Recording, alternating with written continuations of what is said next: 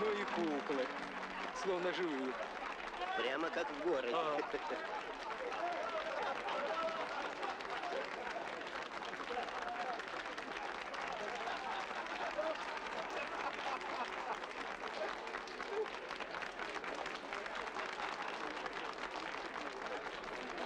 Браво мастеру!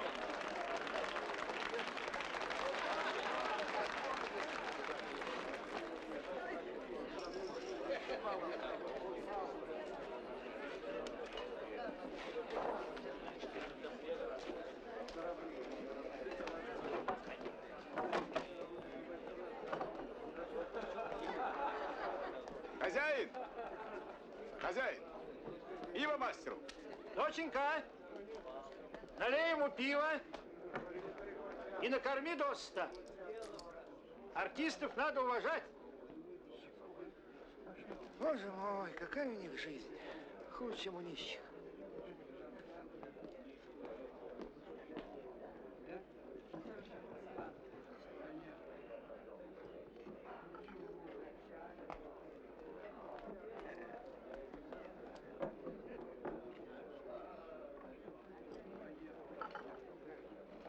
Когда все лягут спать.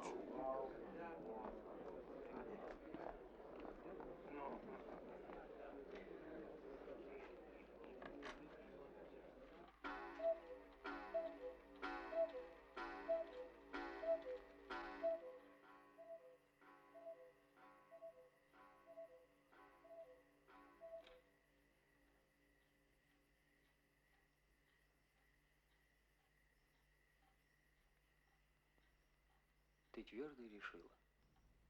Да. И ты не передумаешь? Ни за что на свете. А ведь у меня даже гроша нет за душой. А мне все равно. Я же тебя люблю.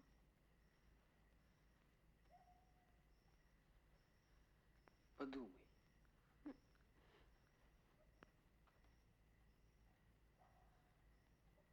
Завтра на рассвете я приду сюда.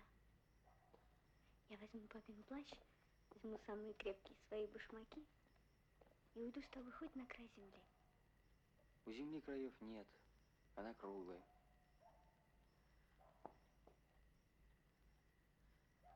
Мы с тобой пойдем на север. К моим старикам они нас не прогонят.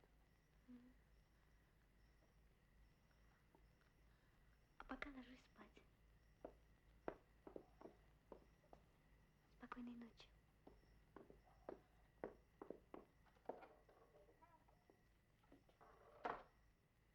Я не засну.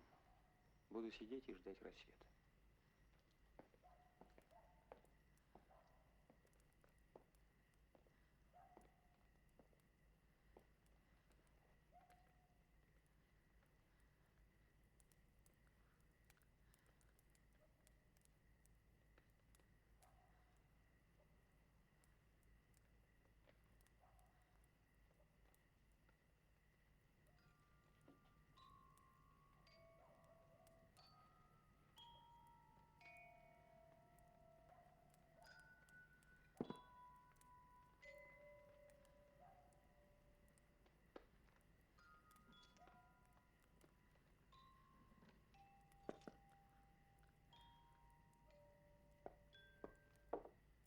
Я все слышал. Значит, ты нас бросаешь? А подслушивать нехорошо. Женатый человек не может шататься по дорогам. И потом этим ремеслом двоих не прокормишь. Но ведь ты больше ничего не умеешь. Я научусь. У меня отличный почерк. Буду писцом в суде или помощником нотариуса. Ты об этом пожалеешь.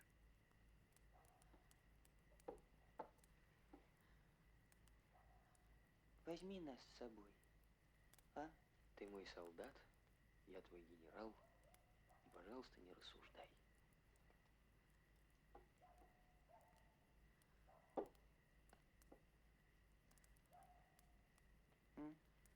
Давай расстанемся по-хорошему.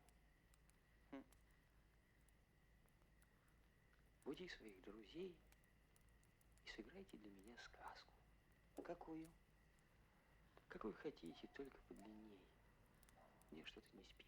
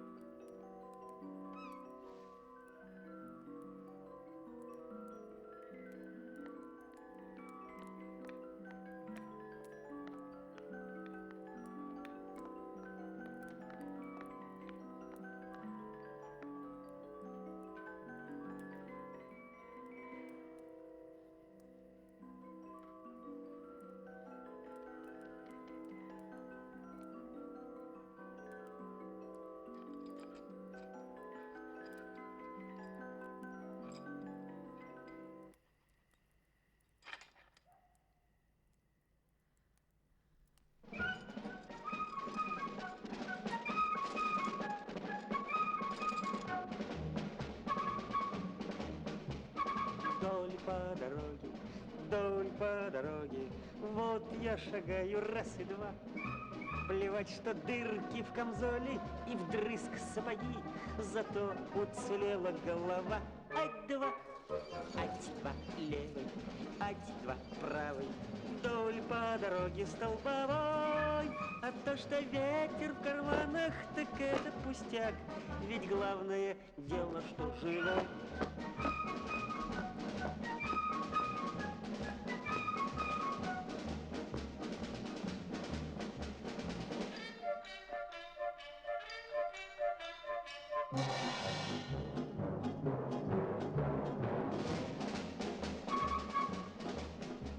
Справа и слева синее небо, а под ногами дальний путь. куда иду, я не знаю, дорога сама меня приведет куда-нибудь. Ать-два, ать-два левой, ать-два правой.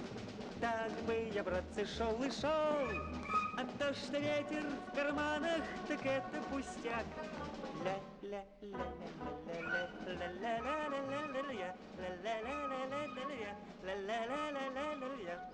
Солдатик! А, солдатик, ты куда идешь? Иду, куда глаза глядят. А глядят они у меня вперед. Шагаю, пою. Эта музыка приятнее, чем визг картечи и пушечная пальба. Значит, ты демобилизованный.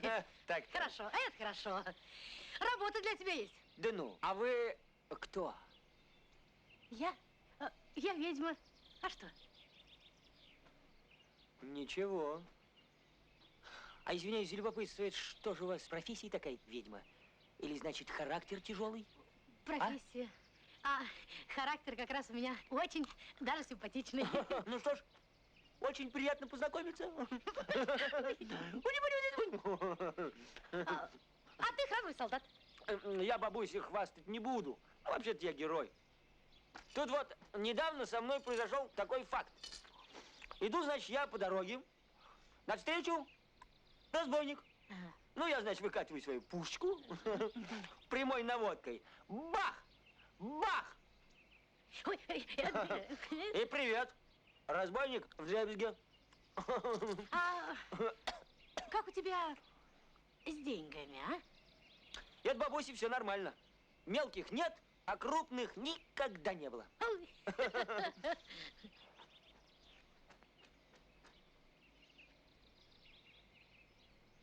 Тогда вот что. Полезай-ка вот в этот колодец. Там внизу гора золота. Ныряй в воду, не бойся. Если будешь меня слушаться, выйдешь сухим из воды.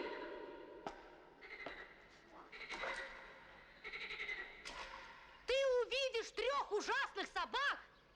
Они сторожат золото. Ты им скажешь волшебное слово «фу». Но если ты скажешь им волшебное слово «фас», они тебя разорвут на кусочки.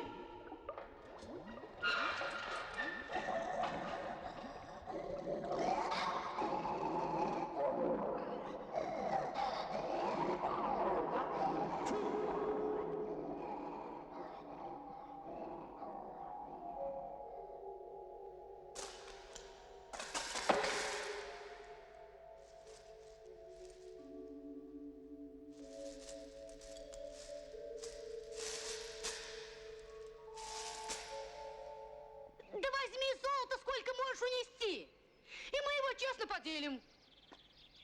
Половину тебе, половину мне.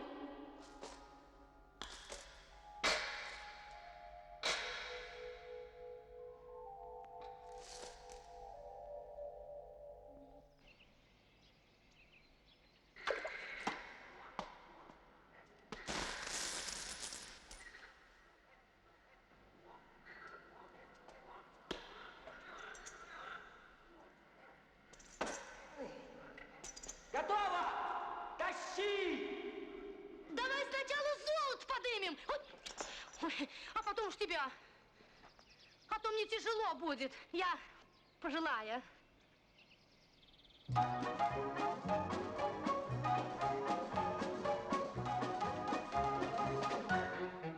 Скачи, служивый, как блоха.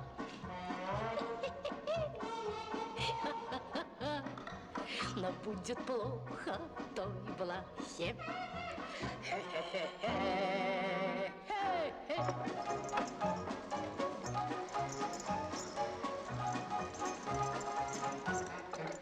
Да шутка вышла неплохо.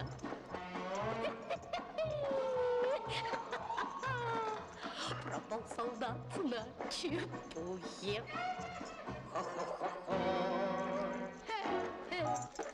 Ругают ведьмою, меня последнюю, ругают старою, меня коргой. А я не старая, и чуть не старая, я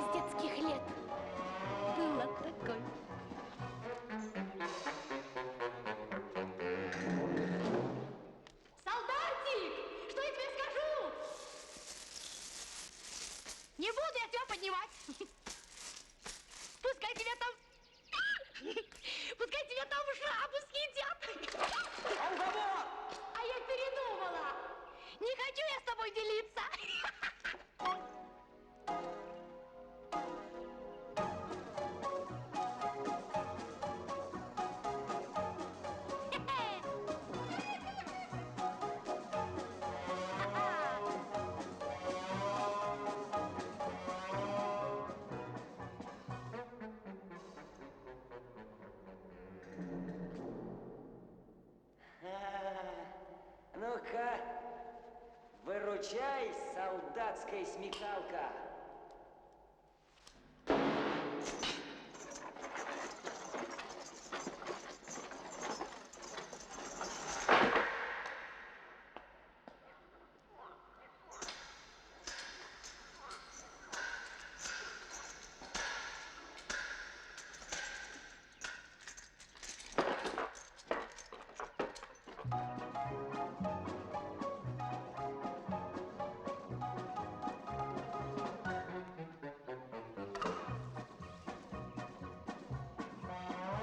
Стой!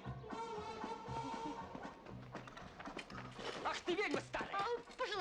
Пожилая. Ну-ка, давай мои деньги. Не то я тебе голову отрублю. А я не отдам. Не отдашь! Не отдам. Не отдашь! Нет, Не отдашь! Ой. Ох ты!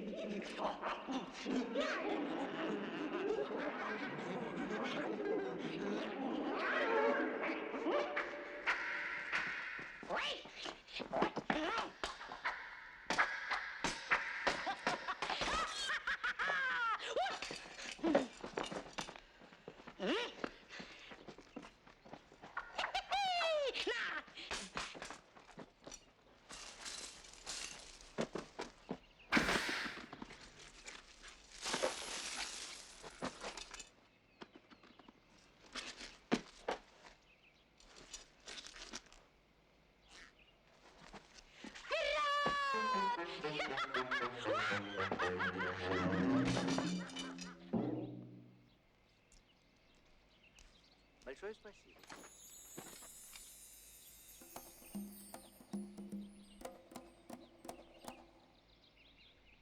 Я добрый волшебник. Очень добрый. А вы, наверное, заметили, что добрым живется труднее, чем злым. И вот злая ведьма меня заколдовала, превратила в черного кота. Это ужасно. Вспомнить только годы моей неволи. Это молочко в блюдечке, эти рыбьи головки, эти мальчишки с рогатками. И потом, вы знаете, она мне не давала гулять по крышам даже весной. Даже весной? Даже весной. Но теперь, когда вы ее победили, чары разрушены. Молодой человек, что я для вас могу сделать? Папаша, чудак.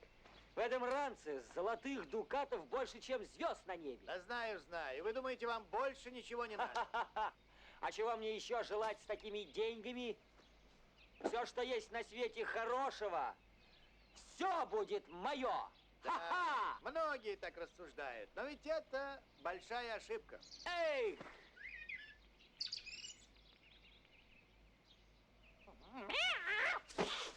Ты чего, папаша?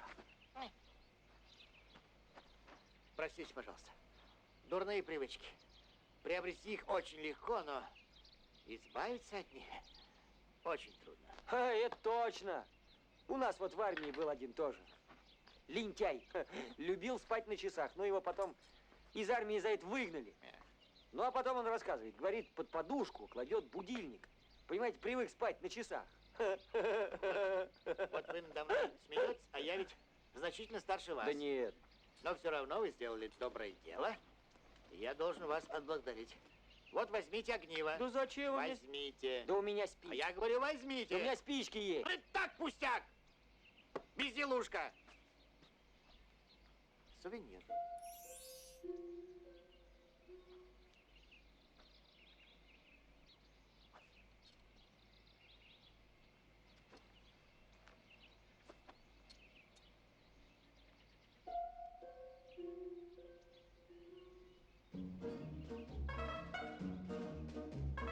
Справа и слева синее небо, а под ногами дальний путь.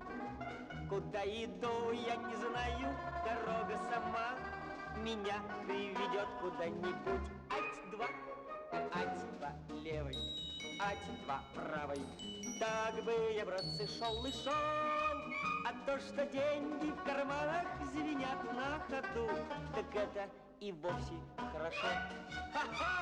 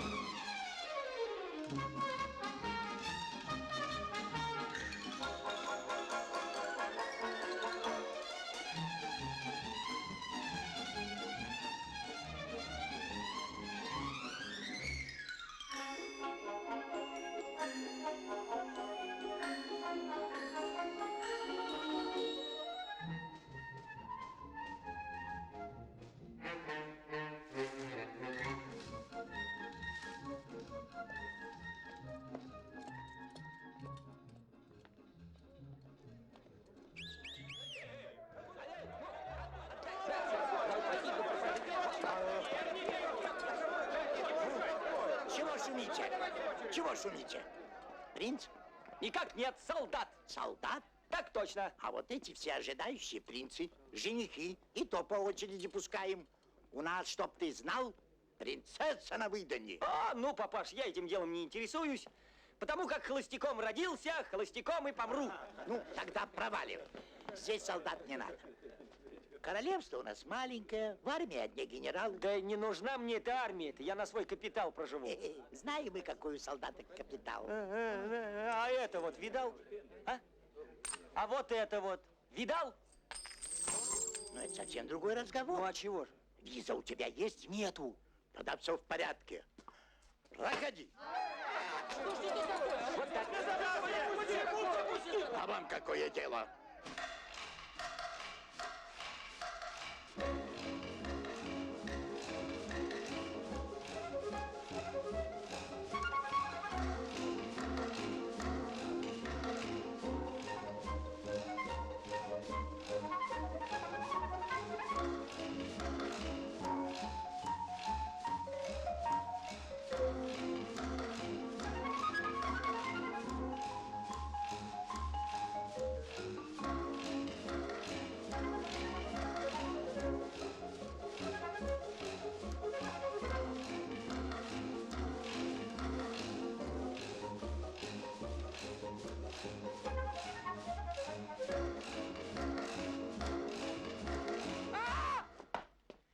Извините, господин солдат. Извините. Ничего. Солдату штык не страшен, не то что булавка. Ну, молодцы, партняшки. За такую работу я сыплю вас золотом. Спасибо.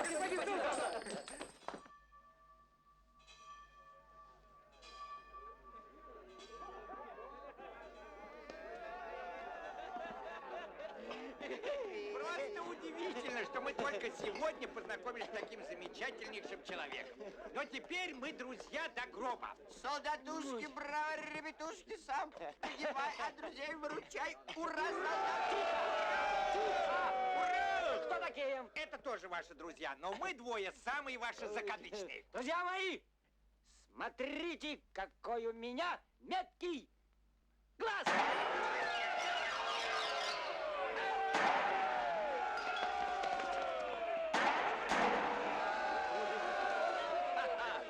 Нетрудно умереть за друга. Трудно найти друга, за которого стоит умереть. Иди сюда, солдат. Ура, солдату!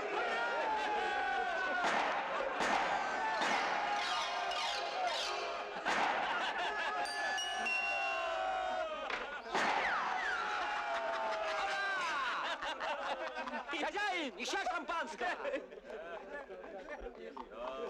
Стой! Стой! Ты что, с ума сошел? Не пропущу, пока не выпьете с нами. Шампанского! Ха-ха! Лошади ведро, седокам по кружке! Вот еще новости. Буду я с тобой пить. А ну марш с дороги. Марш с дороги? Подумаешь, принцесса! Да, принцесса. Вот именно принцесса, так что веди себя потише. Тебе что, давно голову не отрубали? Слушай, Чего? а что ж твоя принцесса от людей прячется? Она что, кривая или косая? Дурак, идиот. Хулиган.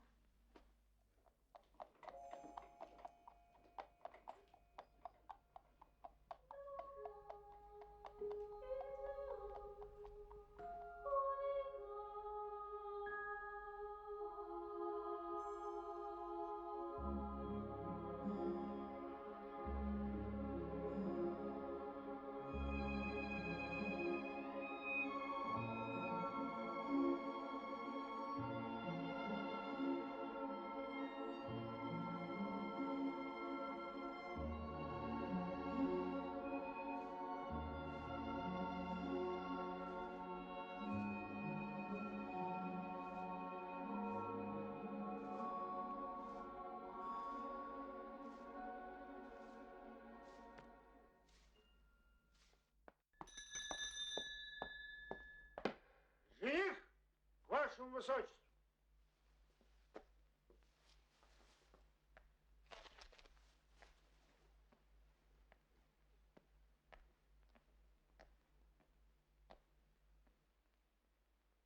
О, принцесса, слух о твоей красоте достиг до границ моего королевства. Знаю. Давай дальше. С тех пор я не могу ни есть. Не пить, не спать. Знаю. Давай покороче. У меня есть королевство, правда, оно маленькое, но оно обозначено на карте. Вот карта, а вот увеличительное стекло. Без него не видно. А в подарок я тебе принес самое дорогое, что у меня есть. Вот эта роза, она никогда не вянет.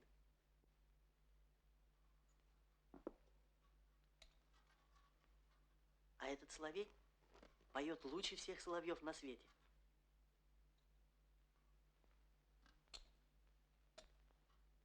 Спой, соловушка.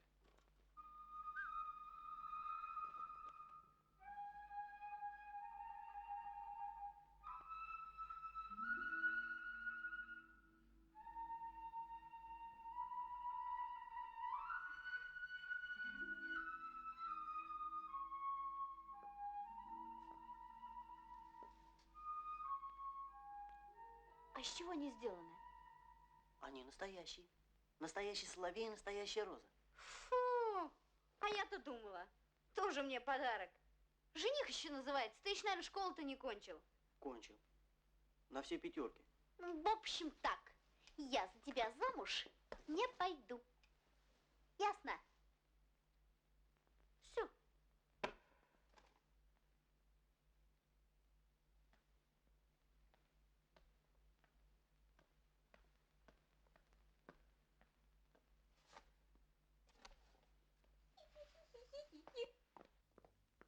Так вот сейчас дам. А ты попробуй. Боже мой, до чего же мы дошли? Я должен изображать лакея. Все заложено, перезаложено, в доме не гроша. Король должен сам открывать дверь. Неудобно перед соседями. А ты бы не открывал. А я открываю твоим женихам, нам нужен богатый жених. Это тебе нужен богатый жених, а мне он не нужен. Я не хочу выходить замуж, не хочу, не хочу, не хочу. Эгоистка. Вместо того, чтобы думать о моих интересах, думаешь только вот об своих интересах. Чем тебе был плох вот этот вот с птичкой? Но он мне не нравится, понимаешь? Не нравится. Он мне самому не нравится. Ну вот. Но если смотреть в лупу, королевство не такое уж маленькое. Как-нибудь все-таки перебились бы до получки.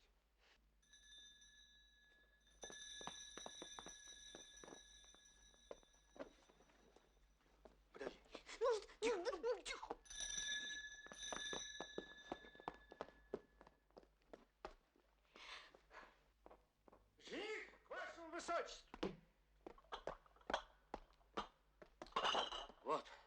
Нигде не принимают. А, как, как же быть-то? А как хотите, так и будьте. А я служить без жалования не буду. Изменник! Ты что, бросаешь своего короля, да? А история заклеймит тебя позором. А швейцар тоже ушел. Кнут! Кнут! Кнут, оставь.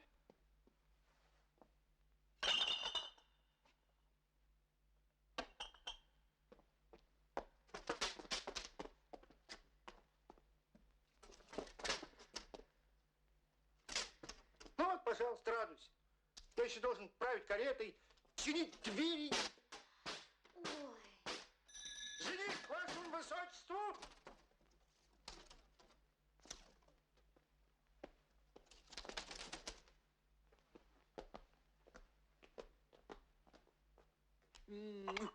Никаких женихов, хватит. Прием окончен. Şuma setere-i çeşmem.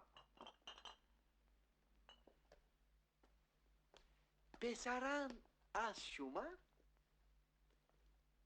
Luft azman. Как вы себя ведете, лакей? Я папа. А он не понимает.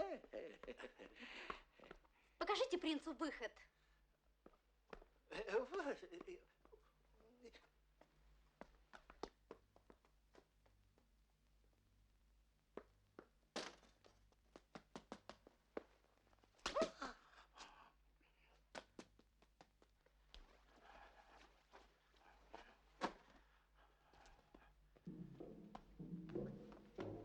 Отдыхар, диваны. О. Ага.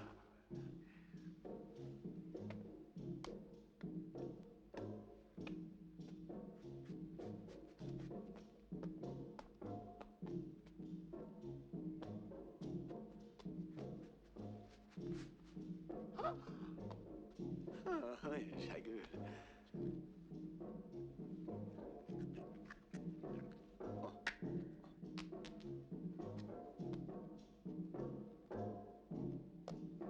Hop hop.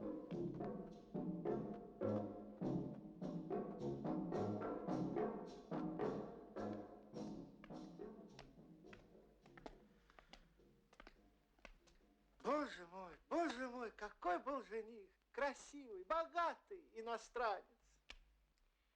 Ты готов меня отдать кому угодно. Хоть дракону, хоть людоеду, только бы у него были деньги. Ну, папа, ну как тебе не стыдно? Стыдно быть королем без денег. Господи, были бы у нас деньги, я сразу стал бы богатым и благородным, может быть. А что мне, жалко? А сейчас, извини уж, не могу. Бедность проклятая. Хочешь бараночку? С маком. Мак.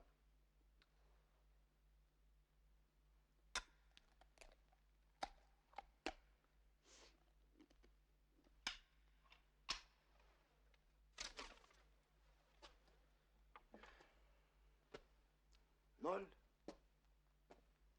Плюс 0. Плюс еще 0. И помножить на 0. И все равно будет 0.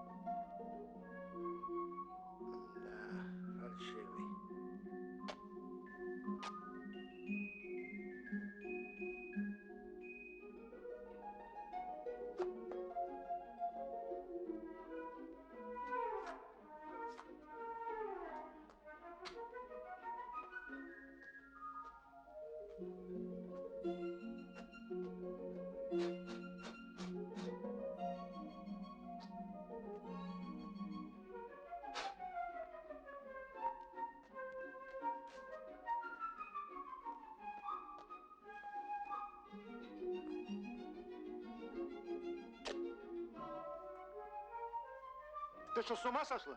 Ну что особенного? Теперь так носит. Испортила последнюю юбку. Ничего не испортила. Наоборот, у меня теперь будет 2 юбки. Вот это я надену на будущий год, и тогда будут носить как раз такие.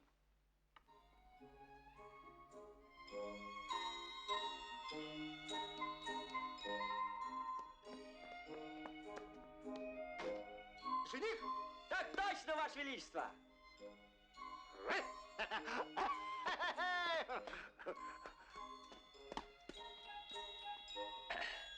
Подарочек для невесты. Это золото! А то как же? Вот это да!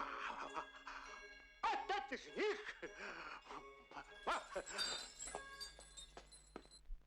Этот! Отруби ему голову, папа, я с ним поссорилась. И не нужен мне вот дурацкий подарок. Молчать мне надоело! Сегодня же выйдешь за него замуж! Вы здесь, детки, пока поворкуйте, а я сейчас нужен.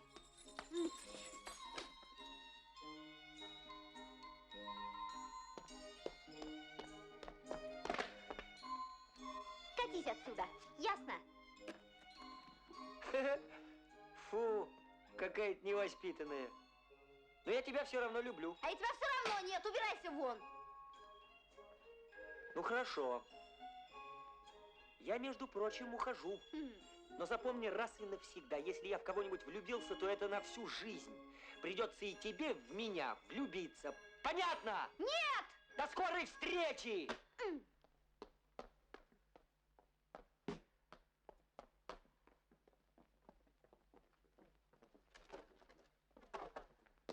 А где жених? Я чайник поставил. А я выгнала твоего жениха. Догони. Догони. Догони, извинись. Скажи, что ты больше не будешь. Буду. А я с тобой не буду разговаривать. И ни с кем не буду разговаривать. Слова не скажу. Да-да-да. Пока ты не выйдешь замуж, буду молчать, как рыба. И пускай запутают все дела, пускай пропадает королевство. Во всем виновата только ты сама. Да ничего у тебя не получится, потому что ты не вытерпишь. Ага, не вы. Ага.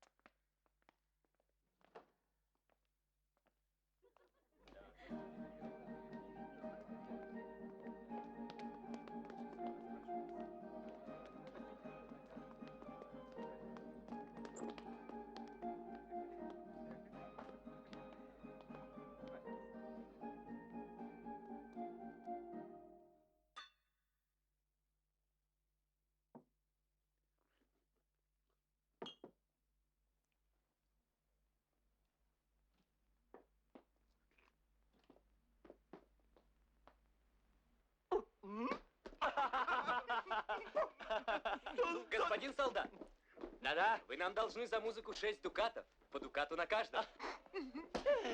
Вы меня плохо знаете. Я вам сейчас насыплю столько золота, сколько влезет в ваши барабаны. А? Ура солдату! Ура! Ура! Ура!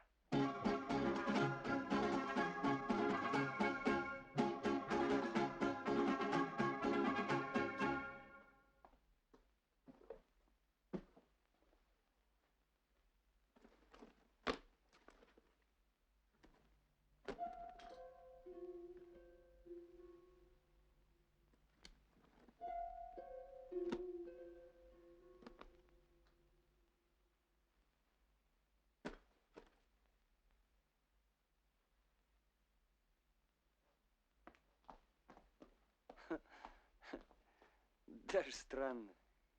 Я истратил все деньги. А, ну ничего. Я сейчас займу у друзей. Друзья.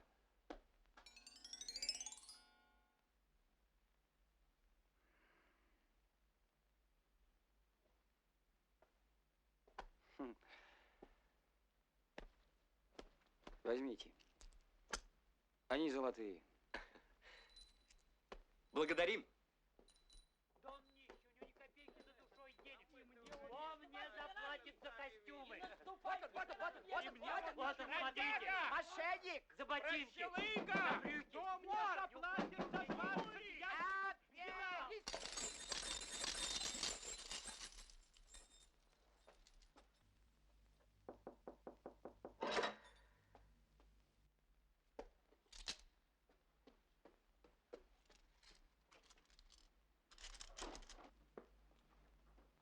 Папа, почему у нас дымом пахнет?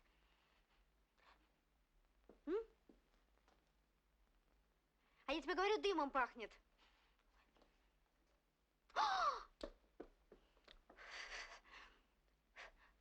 Ну, конечно. Ты опять бросил сигару в корзину для бумаг.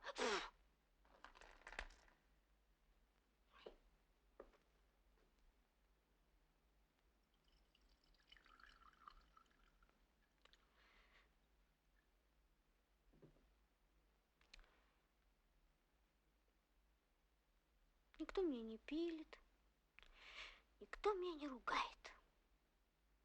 Даже скучно.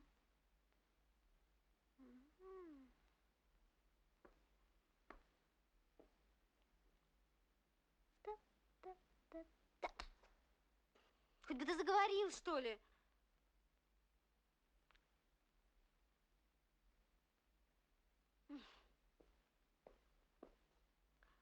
А у нас за свет не плачено 3-й месяц. Приходили, сказали, что если завтра не заплатим, то свечей больше не дадут, и все канделябры снимут.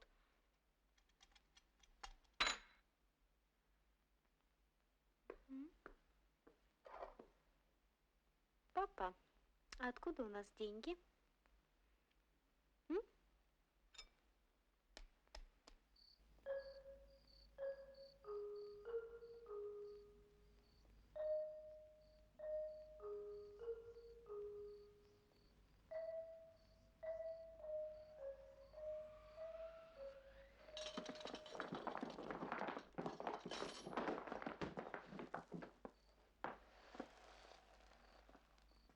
Добрый вечер. Привет, привет.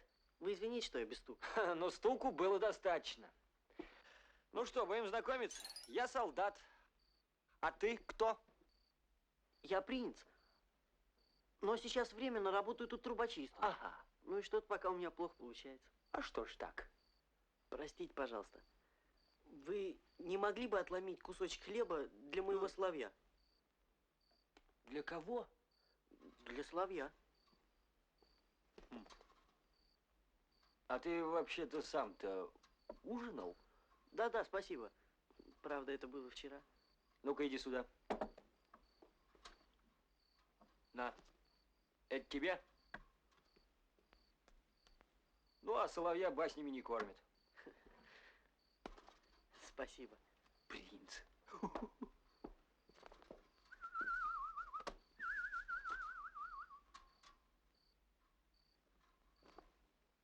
Слушайте, принц, а почему же вы трубочист, а?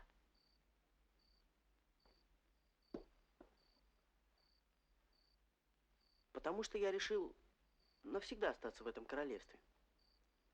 А денег у меня нет. Здесь живет одна девушка, в которую я влюблен. Она самая прекрасная девушка в мире. И ты должен это признать, а то я вызову тебя на дуэль. У нас у принца так полагается. Ты понимаешь, для тебя все что угодно. Но этого не могу. Потому что самая прекрасная девушка на свете, та, которую я люблю. Тогда дуэль. Только скажи сначала, в кого ты влюблен. Просто интересно. В принцессу. Ну да. Вот здорово, и я же в нее влюблен. Правда, она отвергла мою любовь. Мою тоже. Но это ничего. Теперь мы можем грустить вдвоем. А это гораздо веселее.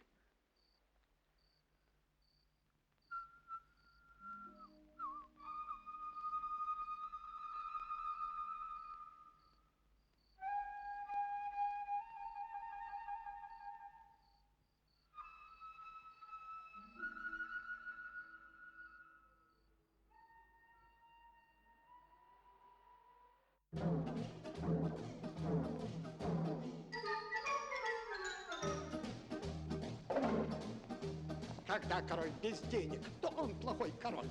К чему служить такому королю? Сотри копыль, бездельник. Пожалуйста, изволь. Я так его величество люблю. Да здравствует король, да здравствует король, да здравствует король.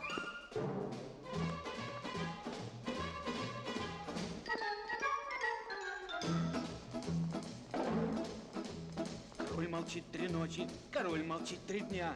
И очень-очень плохо королю. Куда пропал совочек?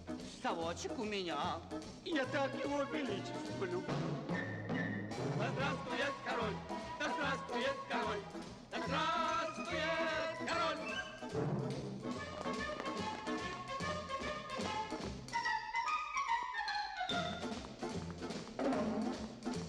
Давайте же с охотой, с усердием, друзья, поможем пир устроить королю. Забрал мой веник кто-то. Уже и взять нельзя. Я так его величество люблю. Да здравствует король! Да здравствует король! Да здравствует король!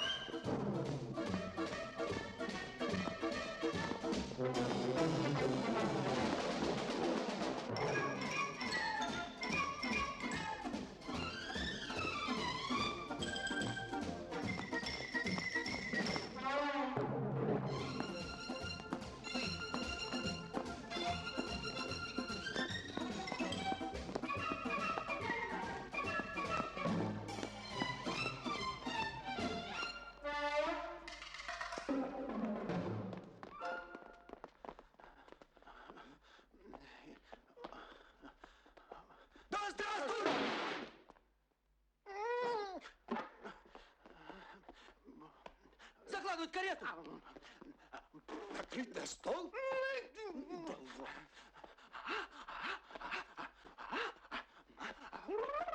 Заговор, бунт и смена! Надо драться! Что случилось? Что случилось? Из папиного окна валит огонь и дым. Папа, ты что, опять бросил сигару в корзину для бумаг? Да что же вы А чего же мы стоим? Все мы сгорим сейчас!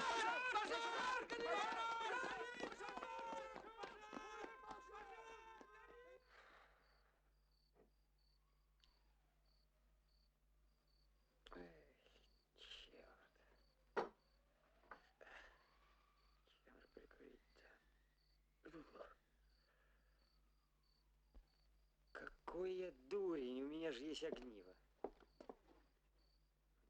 Так.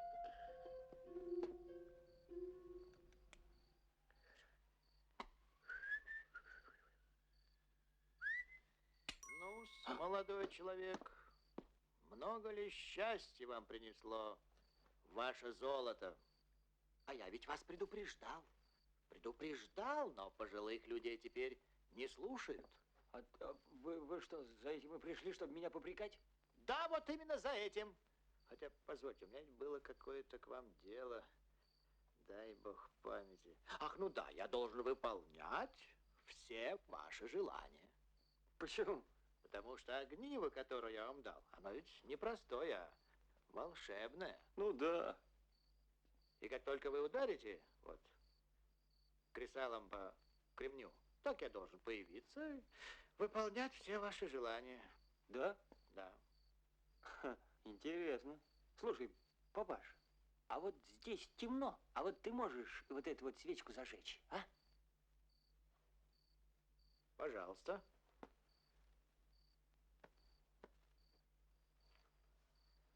Ну...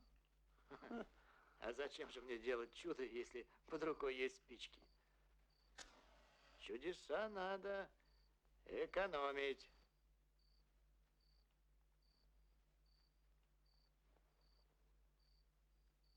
А большое, настоящее чудо вы можете совершить, а? Я все могу. Ну тогда сделайте так, чтобы здесь, сейчас, сию минуту, появилась... Принцесса, бросьте вы эту чепуху. Вам нужно подумать о своем будущем, овладеть профессией и стать полезным членом общества. А чудо, пожалуйста, я устрою. Я вас устрою в университет. Без экзаменов. Не хочу. Вы сможете изучить арифметику, астрологию, астрономию, астрофизику, Я не хочу! Потому что я люблю принцессу и не могу жить без нее. Но принцесса, она злюка, она отвратительная девчонка. Мне все равно, я ее люблю. Предупреждаю, вас ожидают огромные неприятности. Я ее люблю и хочу видеть ее. Пожалуйста. Когда-то вы мне помогли, я хотел вам отплатить добром, но вижу, что из этого ничего не получится, пускай будет по-вашему.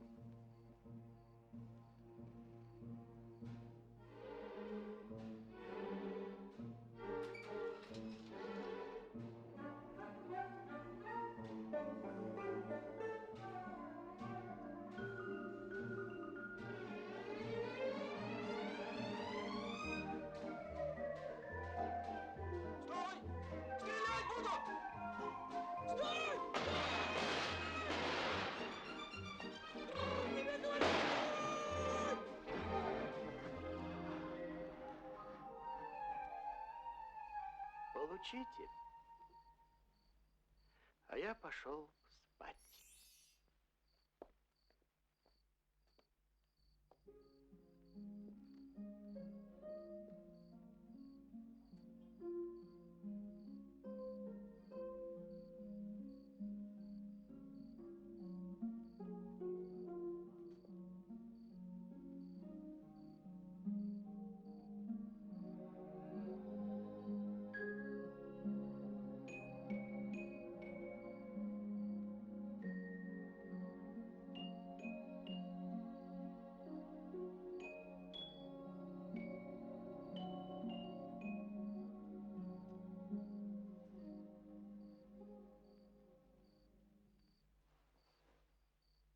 Ты кто? Я солдат. Как интересно. Я ж тебя никогда не видела. А твое лицо мне знакомо. Ты мне, наверное, в каком другом сне приснился. Правда? А что ты молчишь? Можно я немного покурю? Конечно, кури. Ой, и мне дай попробовать, пока папа не видит. А девушкам курить нельзя. Особенно трубку. Ну да. Ну попробовать.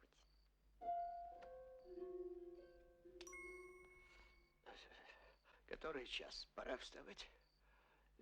Ах, да. Чем могу служить? Да нет, ничего. Ложная тревога, это я так прикурить просто хотел. Понимаешь? А огниво у вас не для того. Вот. Оставьте у себя. Спасибо. Слушай, какой славный старикашка. Это кто? Так, один знакомый. Вообще-то он волшебник, понимаешь? Да? А я так и подумала. А вы знаете, что вас подслушивают? Глядите. О! Это же мой телохранитель. Да. А утром он обо всем донесет королю. Так надо его убрать, чертовой бабушки. Пожалуйста. Только вы увидите, что это не самый лучший выход. К чертовой бабушке? Да. Извольте. Да. Приготовились на старт. Внимание! Марш! Вы!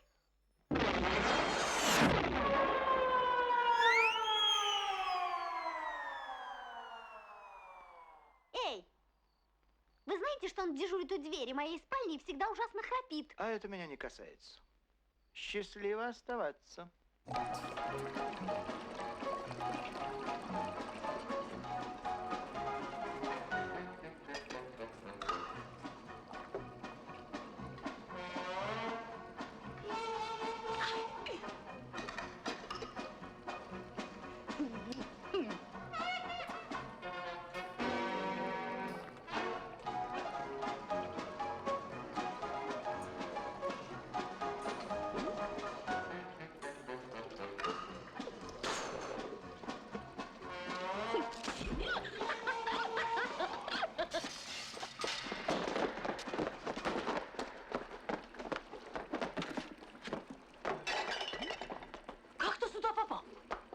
Не помню. Ничего не помню. Помню, что меня послали к чертовой бабушке. Вот это я есть.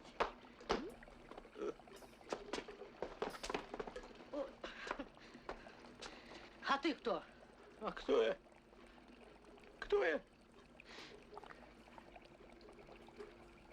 Я же телохранитель принцессы. Что же мне делать? Что же мне делать? Мне же надо срочно возвратиться домой. Надо доложить королю о государственной измене. Даже хуже, чем государственной. Мамаша, прошу вашего содействия. Какого содействия? Ну вы же, извиняюсь, летаете на этой, на метле. Ой. Мамаша! Одолжите! Верну, ей-богу, верну, ну. Миленький мой, на метле я давно уже не летаю. Ну на чем же вы летаете? Есть у меня для вас одна волшебная вещь.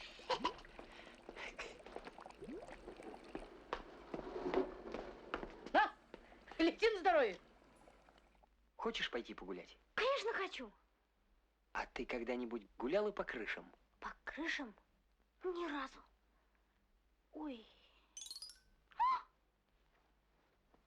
Платье?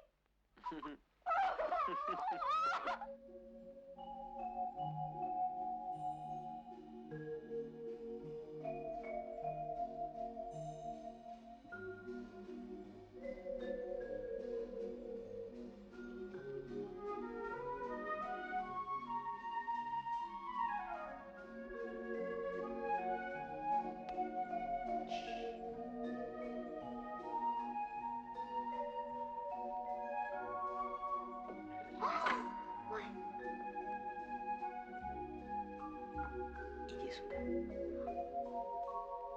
Не бойся. Не бойся.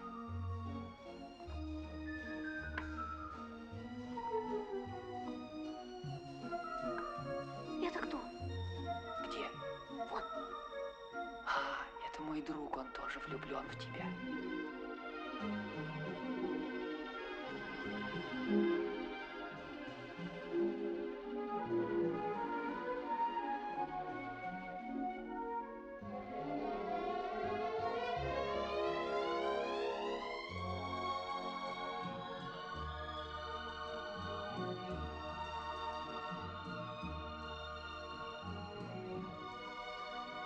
Какой чудесный сон.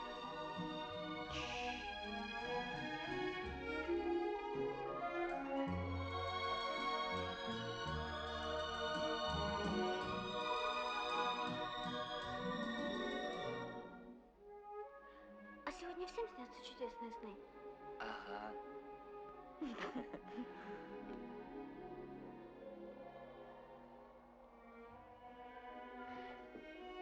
А я думал, что ты злая, а ты хорошая.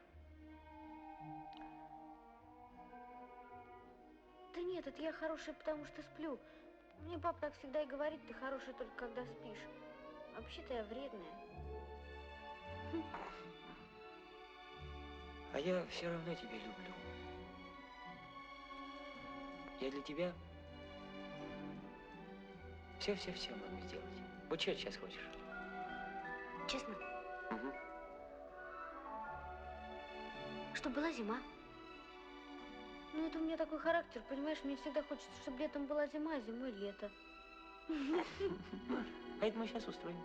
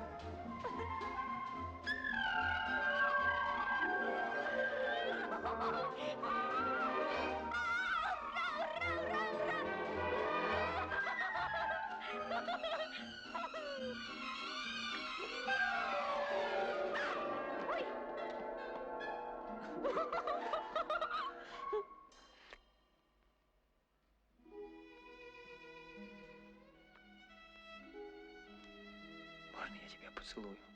Конечно, можно.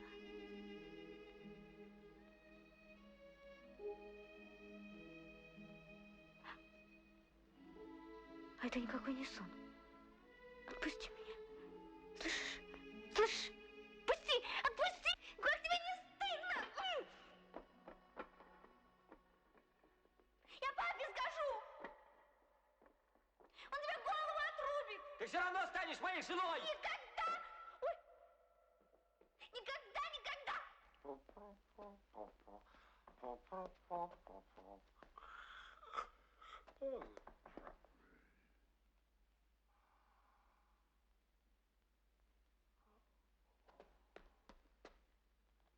Считайте рыбку! Пожар! Пожар! Да не пожар! Пни! Принцесса пропала! Заговорил! Заговорил!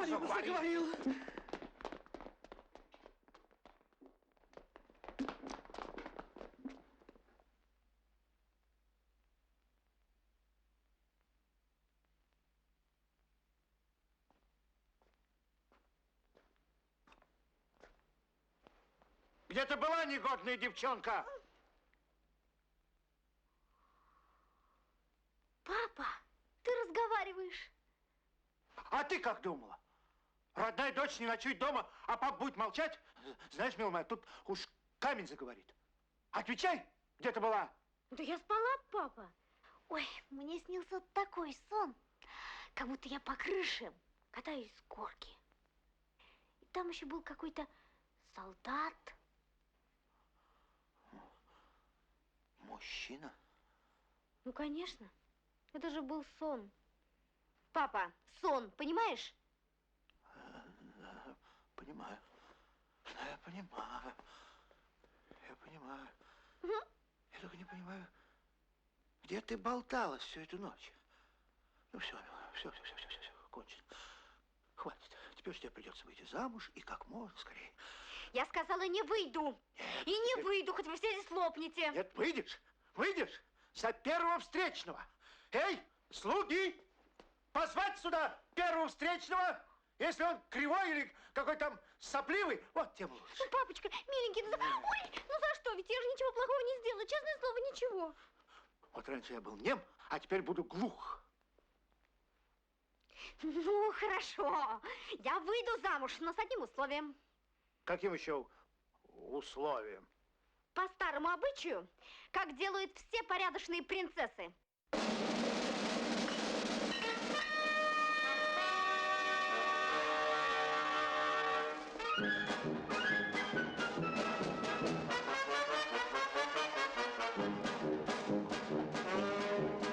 Господин мой король предлагает всем попытать, так сказать, удачу и явиться завтра часиков в 7 и решить, так сказать, задачу.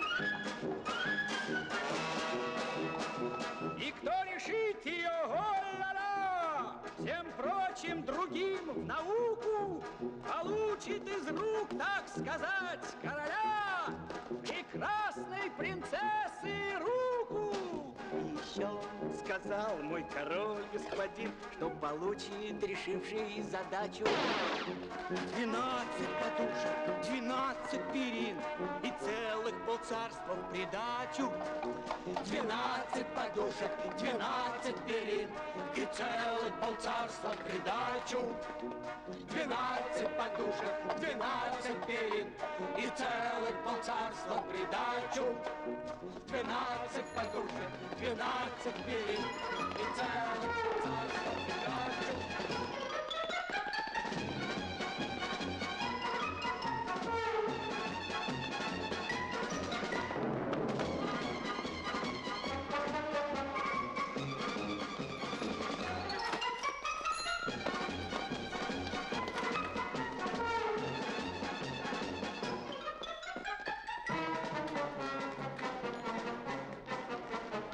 Ты будешь участвовать в конкурсе? Конечно!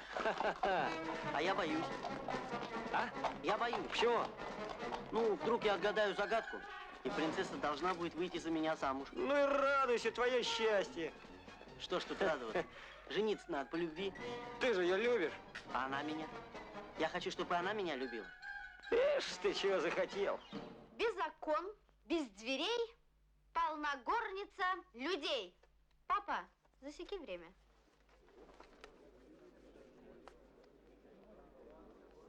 Без окон, без дверей полна горница людей.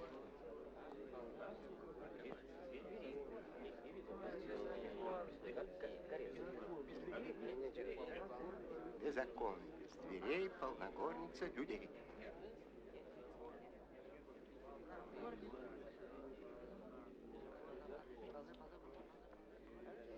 О! Гостиница! Правильно! Правильно! А как же это мы не догадались, а? Нет, неправильно. Папа, Сейчас.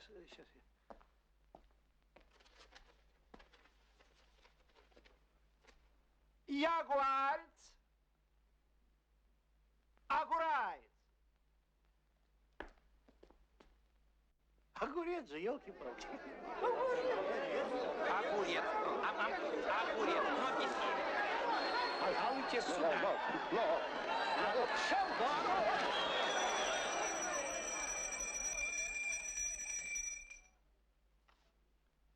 40 одежек и все без застежек.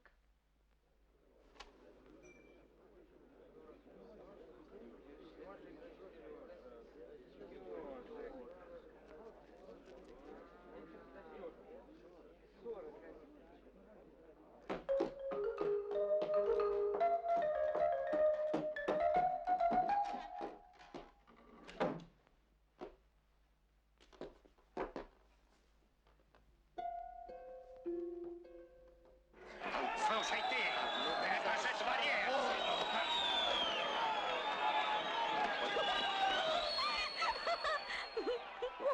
Слушаю вас. Прошу прощения за беспокойство. Ничего, пожалуйста, ведь такая наша работа. Там принцесса? Ну да, задаю загадки, никто не может отгадать. Никто. А загадки трудные. Ага. Она их из книжки берет. А у вас нет этой книжки? Есть, ну как же нет. Ваша задача номер 347.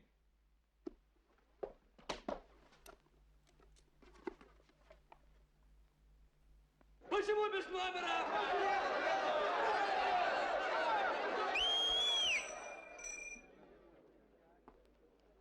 Слушай, где-то я его видела. Ну, конечно видела. Это же тот богач, который приносил золотое дерево.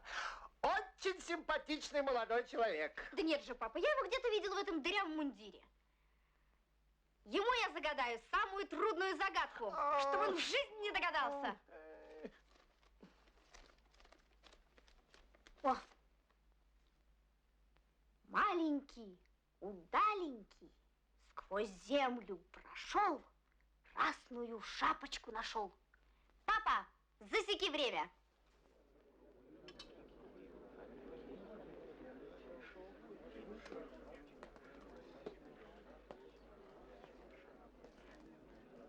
Думай, голубчик, думай.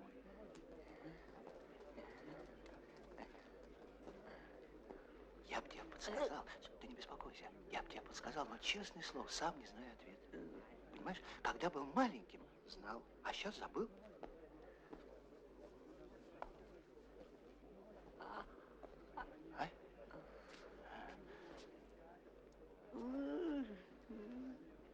Ладно, я не буду тебе мешать, но ты сосредоточься. Ты думай. Чш. Чш.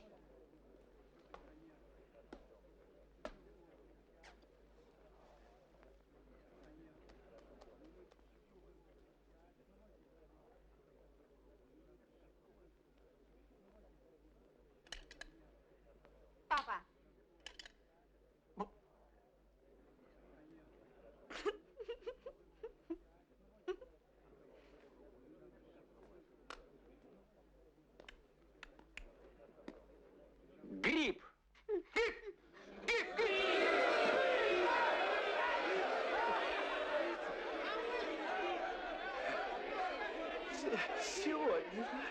Сегодня же сыграем свадьбу. Ура! Ура! Ура! Не ура! Не пойду я за него замуж. За кого угодно пойду, а за него не пойду. Почему? Не знаю почему. Не пойду и все. Не пойду. Опять фокусы, да? Да. Ну, смотри, доиграешься. Сыграем свадьбу и без тебя. Дорогой зять, не обращай мне ни малейшего внимания. Да я тебя расцелую. Ваше Величество! Ваше Величество! Ваше Величество! Не волнуйтесь, не волнуйтесь. Сейчас. Ваше Величество! Не целуйте его! Ваше Величество, разрешите обратиться! Ну? Удалось установить, у кого была принцесса в ту ночь. Преступник! Обнаружен! Да где же он? В тюрьму его, негодяя, на плаху! Вот он!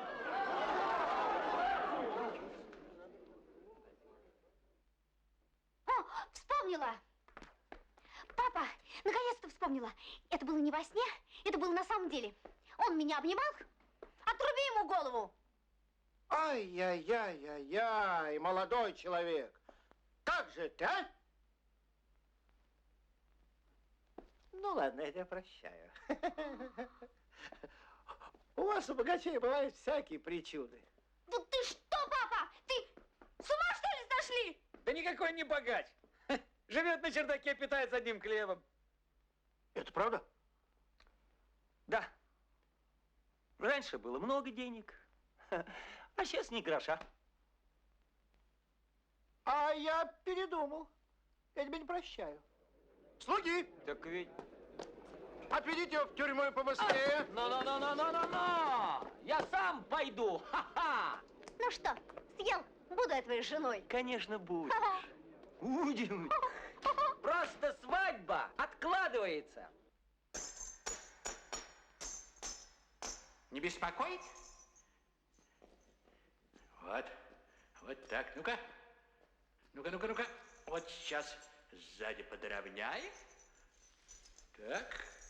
И порядок. Ну вот, не горюй, служивый. Через полчаса ужин. Через полчаса меня здесь не будет, папаша.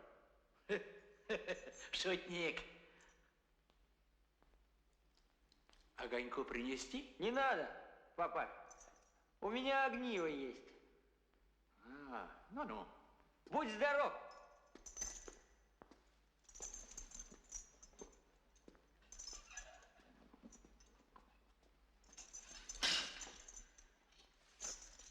Фу ты, черт, да где же она? Ах, ну все, пропал.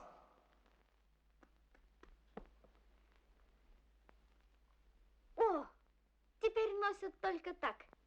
И когда я приду на казнь в этом наряде, он совсем потеряет голову. Он потеряет голову, потому что ее отрубят.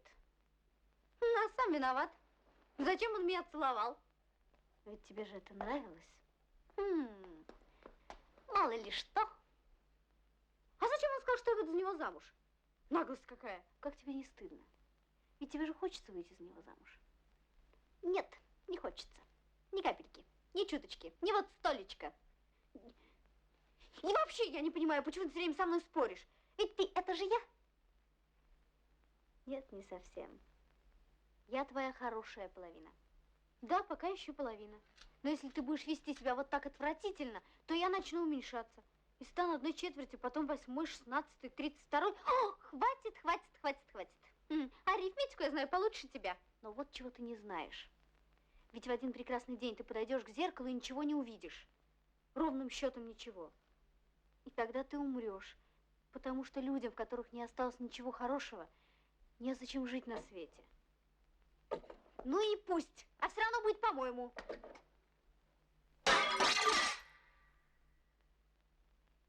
Вот видишь, как мало хорошего теперь в тебе осталось.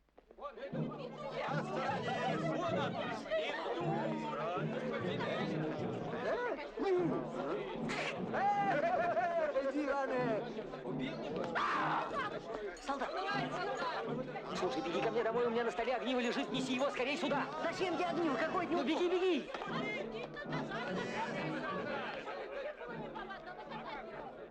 Ты знаешь, зачем тебя сюда привели? Ох, знаю. А ты что, не знаешь, что ли? Ты не умничай. Мы тебя сейчас будем судить. Я, к твоему сведению, главный судья королевства. А вот это неправильно. Я требую этого, прокурора. Пожалуйста, я и прокурор. Вот так порядочки. Дай мне хоть адвоката. Ты будешь смеяться, но адвокат – это тоже я. Понимаешь, королевство у нас маленькое. Толковых людей не найдешь. Вот так и мучаюсь. Все сам да сам. Интересно. Может, ты еще и палач? Нет, это нет. Палач у нас есть настоящий. И, между прочим, очень хороший. Я вас потом познакомлю. Итак, продолжим. Как прокурор я требую смертной казни. Как твой адвокат я не нахожу смягчающих обстоятельств. И как судья приговариваю тебя к отрублению. Как это лучше сказать? А ты как ни говори, все равно звучит плохо. В общем, ты меня понял, а? Суд окончен. Ах, да! Тебе же полагается последнее слово. А может, обойдемся, а? Меньше слов, больше дела. Нет, как-то обойдемся. Раз положено, ты выслушай мое последнее слово. Ну ладно. А вы пишите. Поганый ты, старикашка, жулик и обманщик. А я с этим не согласен. Я очень мудрый и справедливый. В общем, так, если тебе больше сказать нечего, отправляйся. Счастливого пути. Ваше Величество, а у меня есть последнее желание. Хочется вот трубочку перед смертью выкурить. А зачем тебе курить? Курение сокращает жизнь. Иногда продлевает. Ну, кури. А у меня табака нет. На!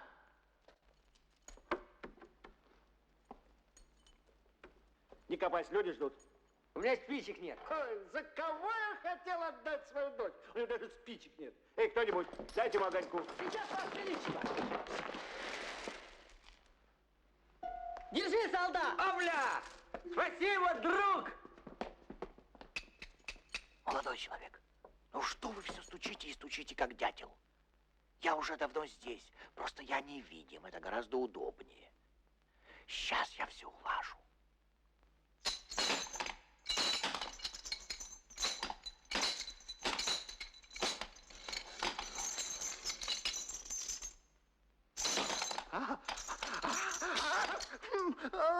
Эй, стража! Хватай их обоих! Хватай их всех! Что? Что это? Куда поскакали? Изменники, куда? Хватай! Не скандальте, Ваше Величество. Вы остались с носом.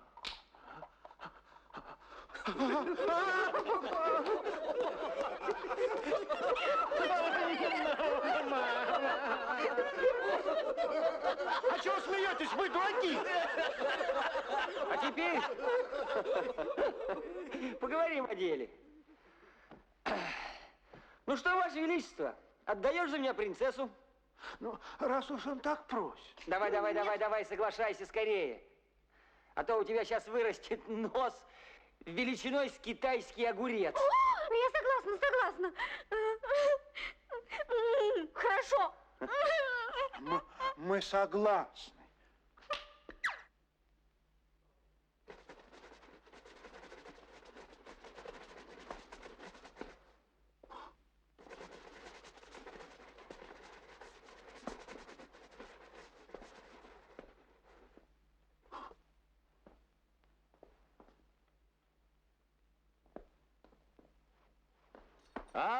Дружище! Привет. Ну, прощай, солдат. Я ухожу. Куда? Найду какую-нибудь другую принцессу и влюблюсь в нее. А я устрою так, что она выйдет за тебя замуж. Мы можем сделать для нее такое чудо, а? Вообще-то по инструкции передавать желания другим лицам строго воспрещается. Но в данном случае... Нет. Благодарю вас. Это чудо должен сделать я сам.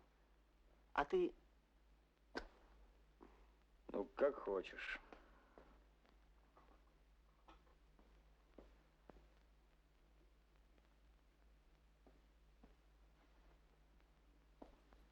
Ну вот и все. Пора и нам расставаться. Вы достигли всего, чего желали. Я вам больше не нужен. Да, я достиг всего, чего желал. Огниво, к сожалению, придется у вас забрать.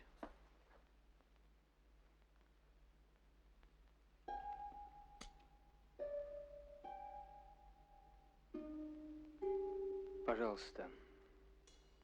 Большое спасибо. Спасибо? А за что? Вот если бы вы меня слушали... Ладно. Прощайте. Навсегда.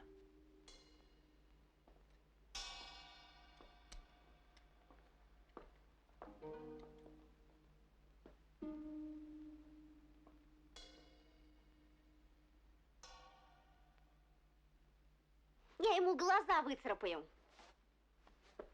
Я ему отравлю существование. Я ему буду в кофе сыпать соль. А в суп я ему буду сыпать сахар. Верно, верно, верно. Так и надо.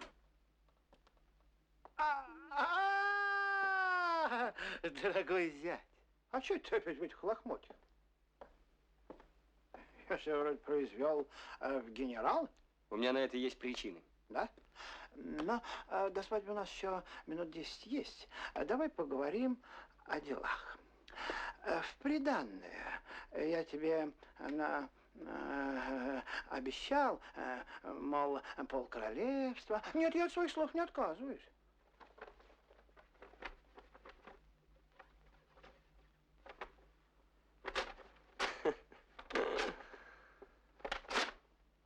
Владей. Мне этого ничего не надо.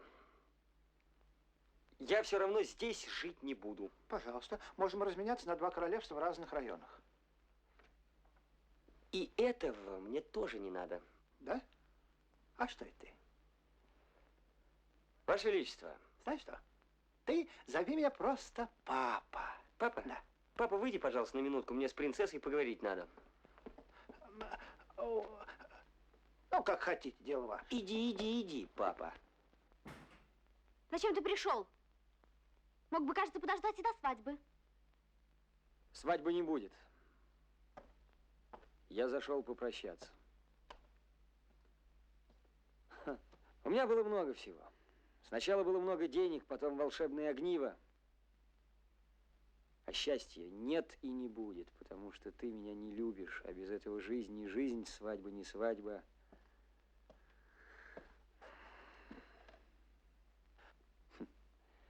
Я туго соображаю. Но это я сообразил. Да. Ну, что же ты теперь собираешься делать? Ха! Дорог на свете много, для меня годится любая. Ну вот и хорошо. Очень хорошо. Просто замечательно. Плакать не буду. Иди отсюда. Ну что ты сидишь? Уходи. Слышишь, убирайся вон.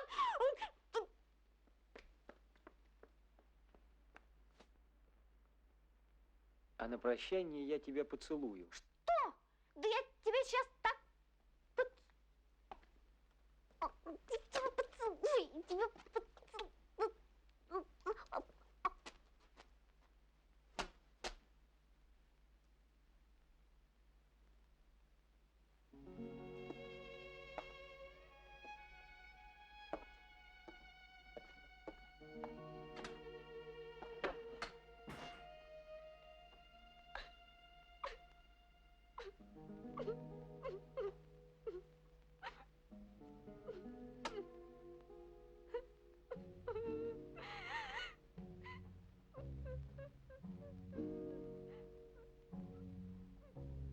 Вдоль по дороге, вдоль по дороге, вновь я шагаю не спеша. спеша. И снова дырки в камзоле, и вдрызг сапоги, и нету в кармане ни гроша. Ать-два левой, ать-два правой.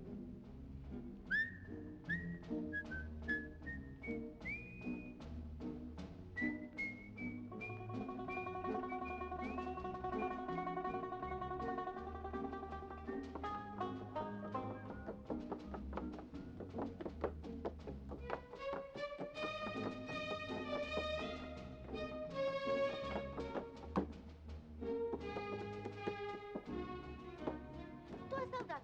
Стой, не уходи, ты забыл. Ты забыл свою трубку. Ты только за этим и пришла? Нет, не только. Я тебе должна сказать одну очень-очень важную вещь.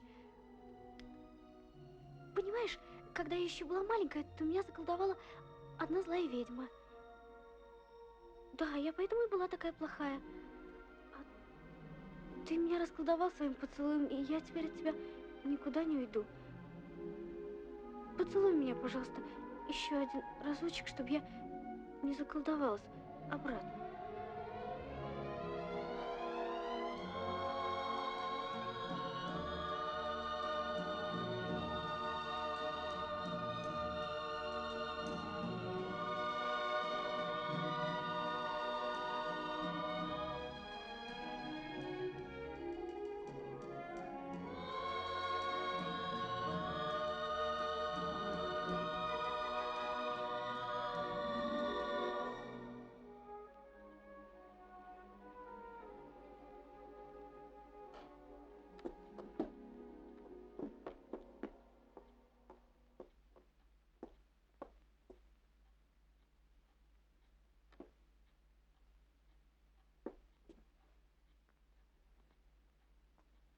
А где же твой плащ?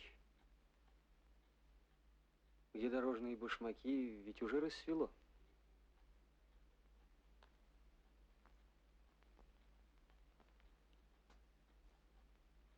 Прости меня. Я не могу с тобой идти. Всю эту ночь я не спала, все плакала, думала. Ну как я оставлю своего отца? Он же один. А как я уйду из этого дома? Я же здесь родилась.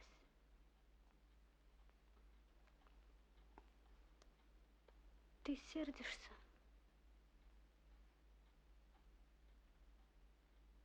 Нет.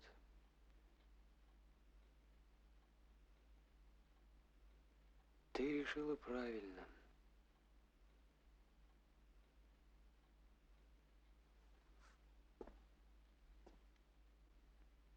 Иначе быть не могло.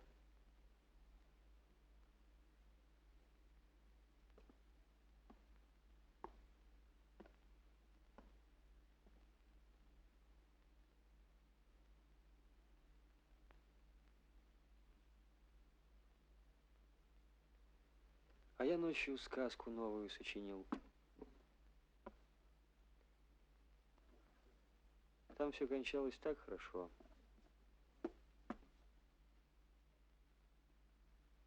Но ведь сказка это одно, а жизнь это совсем другое. Правда? К сожалению, правда.